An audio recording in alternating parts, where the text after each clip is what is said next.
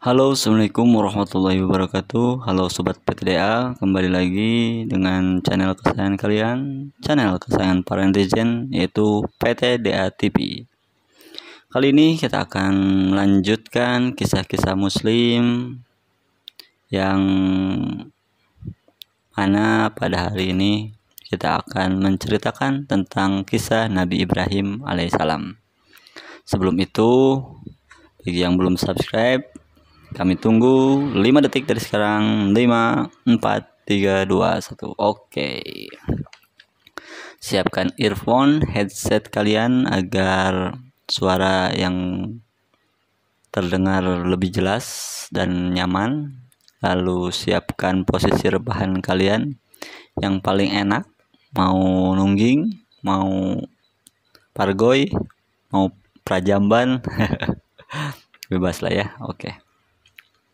Oke, kita langsung saja. Kisah Nabi Ibrahim alaihissalam. Ajar ayah Nabi Ibrahim hidup di negeri Babil, Irak. Ia membuat patung dan menjualnya kepada orang-orang agar mereka menyembahnya.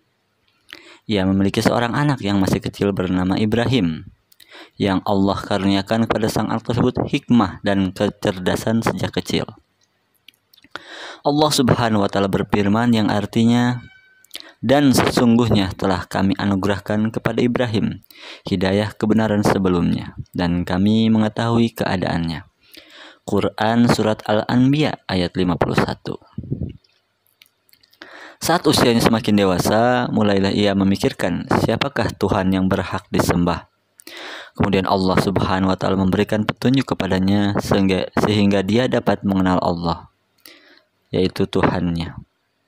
Allah Subhanahu wa Ta'ala juga menjadikannya sebagai nabi dan rasul kepada kaumnya untuk mengeluarkan mereka dari kegelapan kepada cahaya, mengeluarkan mereka dari menyembah patung dan berhala menuju penyembahan kepada Allah Subhanahu wa Ta'ala. Allah Subhanahu wa Ta'ala juga menurunkan suhuf atau lembaran kepada Nabi Ibrahim alaihissalam yang di dalamnya terdapat adab, nasihat, dan hukum-hukum agar beliau menunjuki kaumnya, mengajarkan kepada mereka dasar-dasar agama, serta menasihati mereka untuk taat kepada Allah Tuhan mereka, mengikhlaskan ibadah kepadanya, dan menjauhi segala perbuatan yang bertentangan dengan akhlak yang mulia. Saat Nabi Ibrahim alaihissalam pulang ke rumahnya, ia menemui ayahnya dan berkata yang terdapat di dalam Al-Quran yang artinya, "Wahai ayahku, mengapa kamu menyembah sesuatu yang tidak mendengar, tidak melihat, dan tidak dapat menolong kamu sedikit pun? Wahai ayahku, sesungguhnya telah datang kepadaku sebagian ilmu pengetahuan yang tidak datang kepadamu. Maka ikutilah aku. Niscaya aku akan menunjukkan kepadamu jalan yang lurus. Wahai ayahku, janganlah kamu menyembah iblis. Sesungguhnya iblis itu durhaka kepada Tuhan yang Maha Pemurah. Wahai ayahku, sesungguhnya aku khawatir kamu akan ditimpa azab dari Tuhan yang Maha Pemurah, sehingga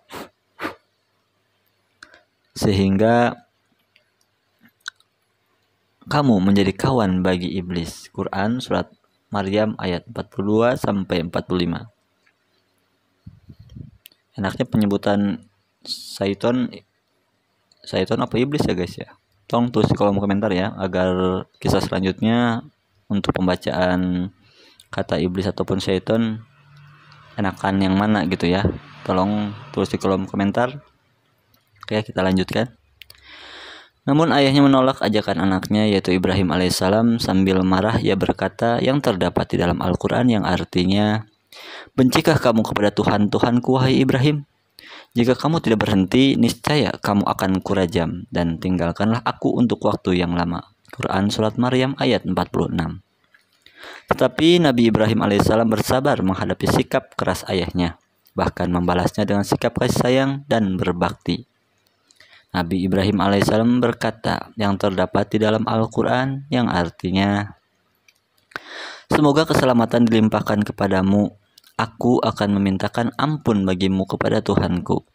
Sesungguhnya Dia sangat baik kepadaku, dan aku akan menjauhkan diri darimu dan dari apa yang kamu seru selain Allah. Dan aku akan berdoa kepada Tuhanku, mudah-mudahan aku tidak akan kecewa dengan berdoa kepada Tuhanku. Quran Surat Maryam ayat 47-48. Di zaman Nabi Ibrahim alaihissalam, orang-orang menyembah bintang-bintang dan patung-patung. Yang menyembah bintang-bintang adalah penduduk Kiran, sedangkan yang menyembah patung adalah penduduk Babil. Penduduk Kiran adalah para penyembah bintang-bintang. Beliau mengajak kaumnya berpikir memperhatikan benda-benda langit. Apa pantas benda-benda tersebut disembah? Disebutkan kisahnya dalam Al-Quran. Ketika malam telah gelap, dia melihat sebuah bintang. Dia berkata, "Inikah Tuhanku?" Di sini dia itu berarti Nabi Ibrahim alaihissalam ya. "Inikah Tuhanku?" Tetapi ketika bintang itu tenggelam, dia berkata, "Saya tidak suka kepada yang tenggelam." Kemudian ketika dia melihat bulan terbit, dia berkata, "Inikah Tuhanku?" Tetapi setelah bulan itu terbenam, dia berkata, "Sungguhnya jika Tuhanku tidak memberi petunjuk kepadaku, pastilah aku termasuk orang yang sesat." Kemudian ketika ia melihat matahari terbit, dia berkata, "Inikah Tuhanku? Ini yang lebih besar." Maka ketika matahari itu terbenam, dia berkata, "Wahai kaumku, sesungguhnya aku berlepas diri dari apa yang kamu persekutukan." Ini terdapat di dalam surat Al-Quran, yaitu Quran Surat Al-An'am ayat 75-80. Di beberapa ayat tersebut, Nabi Ibrahim alaihissalam mengajak kaumnya berpikir jernih tentang kelayakan menyembah hayakil, benda-benda langit. Setelah menjelaskan kepada kaumnya tentang batilnya menyembah benda-benda langit ini, Nabi Ibrahim alaihissalam berkata yang terdapat di dalam Al-Quran yang artinya, "Wahai kaumku, sesungguhnya aku berlepas diri dari apa yang kamu persekutukan. Sesungguhnya aku menghadapkan diriku kepada Rabb yang menciptakan langit dan bumi dengan cenderung kepada agama yang benar, dan aku bukanlah termasuk orang-orang yang mempersekutukan Tuhan." Quran Surat Al-An'am ayat 78-79. Demikianlah ajaran Nabi Ibrahim alaihissalam. Ajarannya adalah ajaran para nabi dari Nabi Adam alaihissalam sampai Nabi Muhammad sallallahu alaihi wasallam, yaitu tauhid, beribadah hanya kepada Allah dan meniadakan sesembahan selainnya.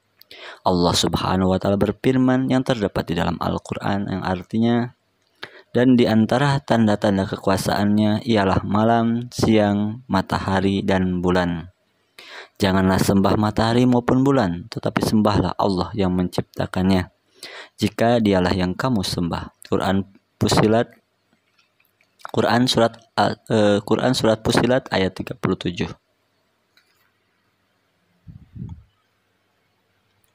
Bentar, tunggu guys, bentar ya. Ini kehapus. Oke, kita lanjutkan. Kita lanjutkan tentang penduduk Babil. Penduduk Babil adalah penduduk yang menyembah patung-patung. Nabi Ibrahim alaihissalam juga keluar menuju tempat peribadatan kaumnya untuk mengajak kaumnya menyembah Allah. Saat sampai di sana, beliau mendapatkan kaumnya sedang tekun menyembah patung yang banyak jumlahnya. Mereka menyembahnya, merendahkan diri di hadapannya, serta meminta dipenuhi kebutuhan mereka kepadanya. Maka Nabi Ibrahim alaihissalam tampil dan berkata yang terdapat di dalam Al-Quran yang artinya, "Patung-patung apakah ini yang kamu tekun beribadah kepadanya?" Quran Surat Al-Anbiya ayat 52. Kaumnya menjawab yang terdapat di dalam Al-Quran yang artinya, "Kami mendapati bapak-bapak kami menyembahnya." Quran Surat Al-Anbiya ayat 53. Demikianlah kaumnya, mereka tidak memiliki alasan terhadap perbuatan mereka selain mengikuti nenek moyang mereka yang sesat. Nabi Ibrahim alaihissalam berkata lagi yang terdapat di dalam Al-Quran yang artinya, "Sesungguhnya kamu dan bapak-bapakmu berada dalam kesesatan yang nyata." Kesesatan yang nyata. Quran Surat Al-Anbiya ayat 54. Kaumnya menjawab yang terdapat di dalam Al-Quran yang artinya, "Apakah kamu datang kepada kami dengan sungguh-sungguh, ataukah kamu termasuk orang-orang yang bermain-main?" Quran Surat Al-Anbiya ayat 55. Nabi Ibrahim alaihissalam menjawab yang terdapat di dalam Al-Quran yang artinya, "Sebenarnya Tuhan kamu ialah Tuhan langit dan bumi yang telah menciptakannya, dan aku termasuk orang-orang yang dapat memberikan bukti atas yang demikian itu." Quran Surat Al-Anbiya ayat 56. Ketika Nabi Ibrahim alaihissalam melihat kaumnya tetap kokoh di atas penyembahan kepada patung, maka beliau memikirkan bagaimana caranya menghancurkan patung-patung itu agar mereka mau berpikir.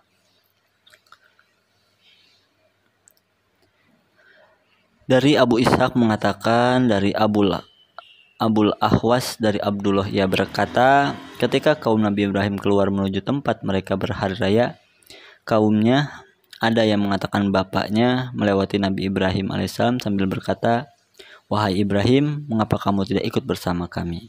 Ibrahim menjawab, "Sesungguhnya aku sedang sakit dari kemarin." Nabi Ibrahim pun melanjutkan kata-katanya, "Demi Allah, sesungguhnya aku akan melakukan tipu daya terhadap berhala-berhalamu setelah kamu pergi meninggalkannya." Maka salah seorang di antara kaumnya ada yang mendengar kata-kata itu. Dengan diam-diam Nabi Ibrahim alaihissalam pergi menuju tempat patung-patung itu berada. Saat melihat di hadapan patung-patung itu banyak makanan, maka Nabi Ibrahim mengejek patung-patung itu dengan berkata, "Mengapa kalian tidak makan dan mengapa kalian tidak bicara?" Segeralah Nabi Ibrahim alaihissalam menghancurkan berhala-berhala hingga terpotong-potong menggunakan kampaknya, kecuali berhala yang paling besar. Menurut sejarah, Nabi Ibrahim alaihissalam menaruh kampaknya yang digunakan untuk menghancurkan patung-patung di tangan patung yang paling besar, agar kaumnya mengira bahwa patung inilah yang menghancurkannya dan ia tidak rela ada yang menyembah selainnya. Ketika kaumnya kembali mendatangi tempat patung yang mereka sembah dan melihat apa yang terjadi, mereka berkata yang terdapat di dalam Al-Quran yang artinya, "Siapakah yang melakukan perbuatan ini terhadap Tuhan-Tuhan kami? Sesungguhnya dia termasuk orang-orang yang zalim." Quran Surat Al-Anbiya ayat 59. Salah seorang di antara mereka berkata yang terdapat di dalam Al-Quran yang artinya, "Kami dengar ada seorang pemuda yang mencela berhala-berhala ini yang bernama Ibrahim." Quran Surat Al-Anbiya ayat 60. Kaumnya pun berkata yang terdapat di dalam Al-Quran yang artinya, "Bawalah dia dengan diperlihatkan kepada orang banyak agar mereka menyaksikan." Quran Surat Al-Anbiya ayat 61. Nabi Ibrahim alaihissalam pun dihadapkan kepada mereka dan disidang. Yang terdapat di dalam Al-Quran yang artinya, "Apakah kamu yang melakukan perbuatan ini terhadap Tuhan-Tuhan kami, wahai Ibrahim?"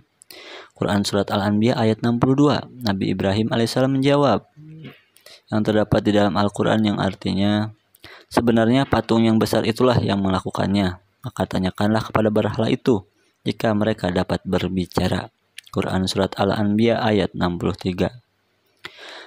Maksud perkataan Nabi Ibrahim alaihissalam adalah agar kaumnya mau berpikir bahwa patung adalah benda mati yang tidak dapat berbicara, sehingga tidak pantas disembah tanpa perlu dijelaskan lagi oleh Nabi Ibrahim alaihissalam. Maka mereka kembali kepada kesadaran mereka dan berkata yang terdapat di dalam Al-Quran yang artinya, "Sesungguhnya kamu sekalian adalah orang-orang yang menganiaya." Quran Surat Al-Anbiya ayat 64. Yakni karena meninggalkan patung-patung itu tanpa dijaga. Kepala mereka pun menjadi tertunduk. Setelah itu mereka berkata kepada Nabi Ibrahim alaihissalam yang terdapat di dalam Al-Quran yang artinya, "Sesungguhnya kamu telah mengetahui bahwa berhala-berhala itu tidak dapat berbicara." Quran Surat Al-Anbiya ayat 65.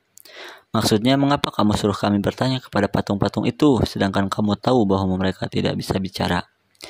Ketika itulah Nabi Ibrahim alaihissalam berkata yang terdapat di dalam Al-Quran, "Maka mengapa kamu menyembah selain Allah sesuatu yang tidak dapat memberi manfaat sedikit pun dan tidak memberi bahaya kepada kamu?" Quran Surat Al-Anbiya ayat 66. Lalu di ayat yang selanjutnya yaitu, "Kamu dan apa yang kamu sembah selain Allah, maka apakah kamu tidak memahami?" Quran Surat Al-Anbiya ayat 67. Inilah jihad pertama para nabi, yaitu jihadul ilmi wa iqamatul hujjah, berdakwah dan menegakkan hujjah, sehingga tidak ada alasan lagi bagi mereka di hadapan Allah nanti. Ketika kebenaran Nabi Ibrahim alaihissalam telah tampak dan alasan mereka kalah, mereka beralih kepada cara yang lain, yaitu menggunakan kekerasan.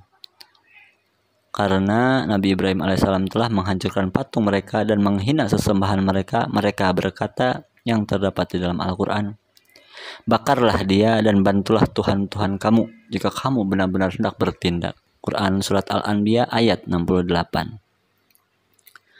Maka kaumnya pun mengumpulkan banyak kayu bakar, sampai-sampai ada wanita yang sakit bernadar kalau seandainya sakitnya sembuh, ia akan ikut mengumpulkan kayu bakar untuk membakar Ibrahim. Mereka meletakkan kayu bakar itu di dalam sebuah parit dan menyalakan api di dalamnya hingga menyala besar.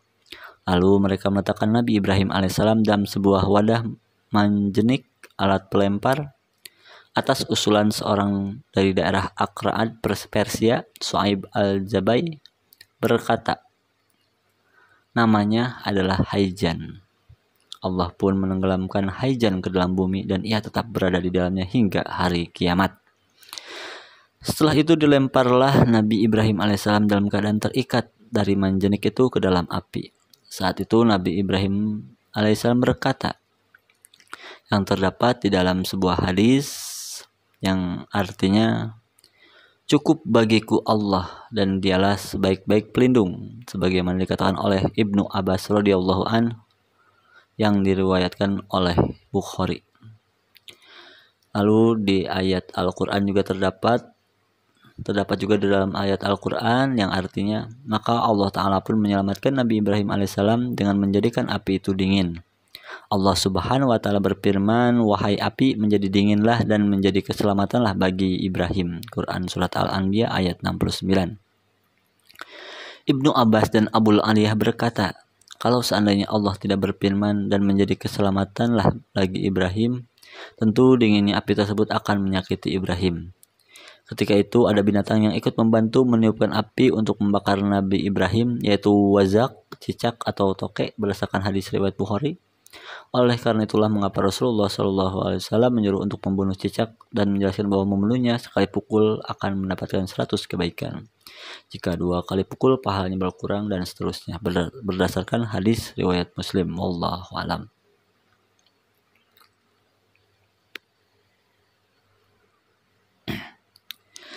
Setelah Nabi Ibrahim alaihissalam selamat dari pembakaran, maka beliau berdakwah kepada raja negeri tersebut, yaitu di Babil, yaitu Namrud. Dahulu raja dunia bagian timur dan barat ada 4, 2 orang mukmin dan 2 orang lagi kafir. 2 orang raja yang mukmin adalah Raja Zulkarnain dan Sulaiman, sedangkan 2 raja yang kafir adalah Namrud dan Buktanasir. Di antara 2 raja kafir tersebut yang didebat oleh Nabi Ibrahim alaihissalam adalah Namrud. Raja Namrud seorang raja dari Babil. Nabi Ibrahim alaihissalam berdakwah kepada Raja Namrud karena dia mengaku dirinya sebagai Tuhan. Ada yang mengatakan bahwa ia berkuasa ketika itu selama 400 tahun. Berikut ini kisahnya di dalam Al-Quran yang artinya, apakah kamu tidak memperhatikan orang yang mendebat Ibrahim tentang Tuhannya? Karena Allah telah memberikan kepada orang itu pemerintahan. Ketika Ibrahim mengatakan, Tuhanku adalah yang menghidupkan dan mematikan. Orang itu berkata, saya dapat menghidupkan dan mematikan. Ibrahim pun berkata, sungguhnya Allah menerbitkan matahari dari timur, maka terbitkanlah dia dari barat. Lalu terdiamlah orang kafir itu dan Allah tidak memberi petunjuk kepada orang-orang yang zalim. Quran Surat Al-Baqarah ayat 258.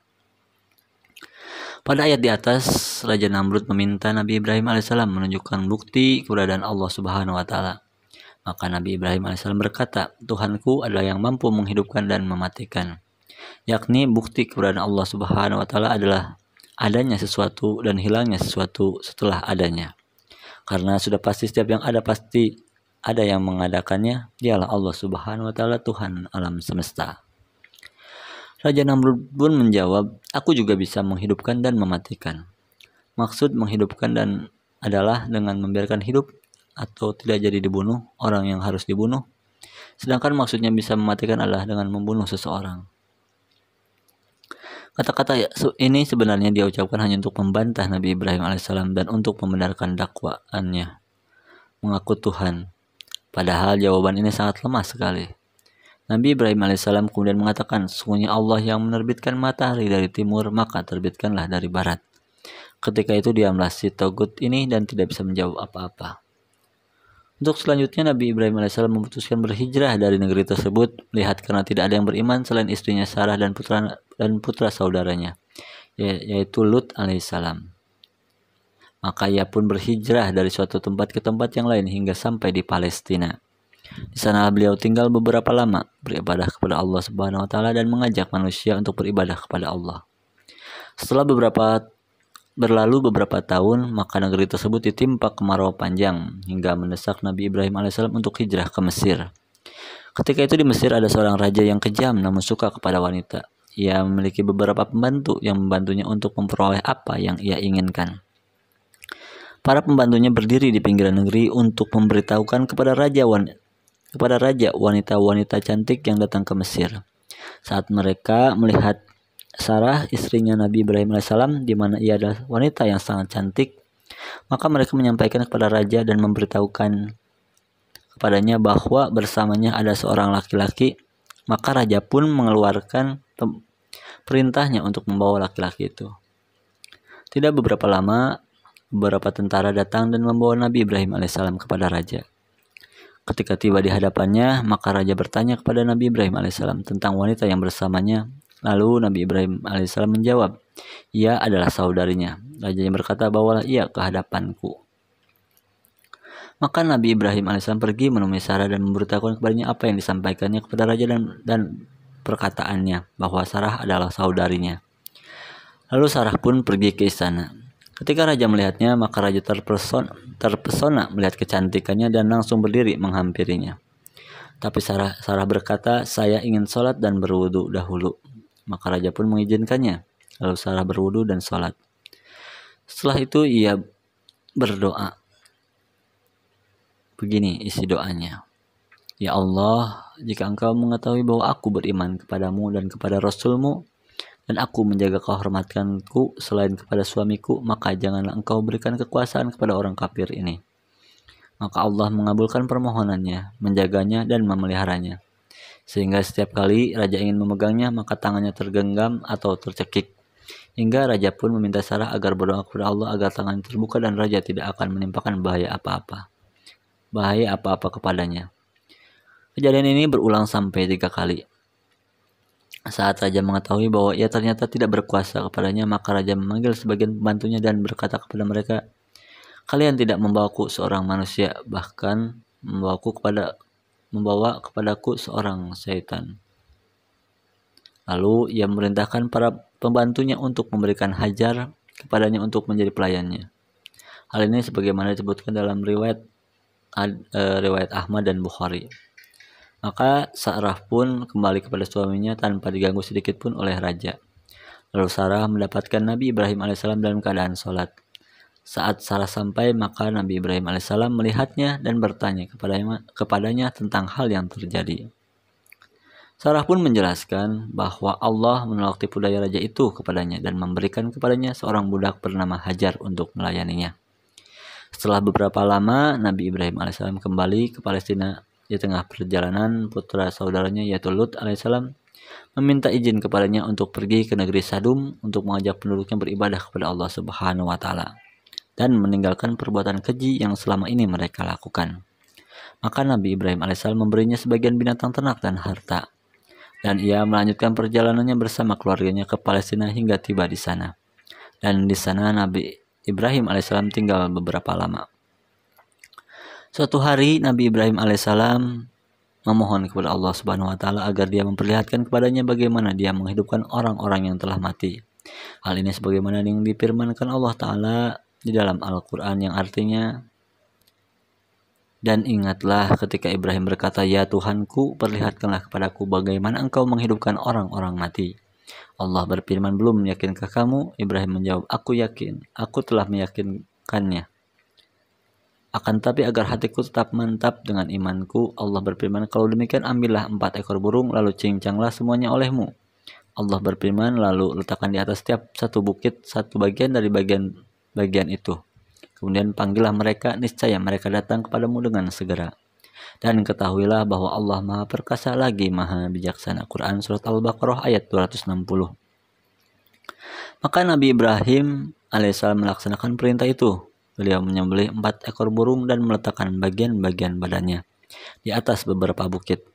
Lalu beliau kembali ke tempat semula sambil berdiri menghadap ke arah bukit dan memanggil burung-burung yang telah disembelih dan dipisah-pisah badannya itu. Tiba-tiba burung itu hidup kembali dan datang kepada Nabi Ibrahim alaihissalam dengan izin Allah Subhanahu wa taala. Oke, guys, mungkin itu saja dulu kisah-kisah muslim ataupun kisah Nabi Ibrahim alaihissalam. Kita lanjutkan esok hari untuk kisah Nabi Ibrahimnya, karena ada 6 chapter di sini. Oke.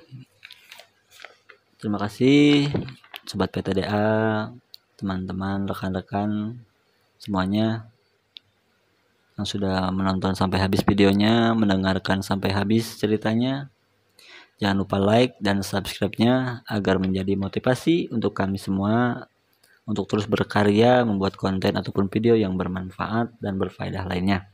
Dan silahkan memberikan saran, masukan pada kami di kolom komentar yang membangun untuk channel kami. Insya Allah kami akan membalasnya. Oke, sobat PTDA, itu saja. Wassalamualaikum warahmatullahi wabarakatuh.